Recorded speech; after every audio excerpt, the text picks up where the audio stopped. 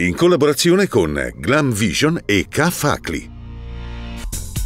Collassa un serracco sul ghiacciaio della Marmolada, 7 vittime, 8 feriti e 13 dispersi. Il bilancio provvisorio del terribile evento di domenica 3 luglio.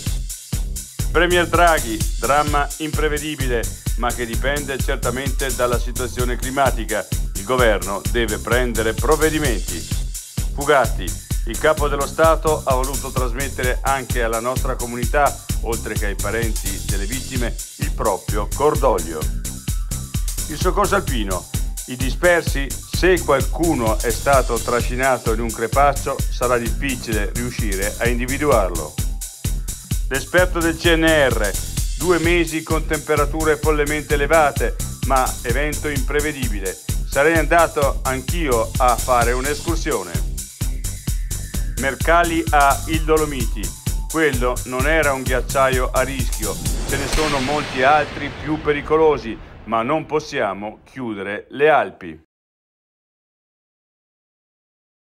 I difetti visivi sono tanti: miopia, astigmatismo, ipermetropia. Il pregio è correggerli con occhiali davvero glam. Con Glam Vision puoi prenotare l'analisi gratuita della vista e poi sfoggiare i tuoi nuovi occhiali che possiamo creare per te. Scopri di più su glamvision.it.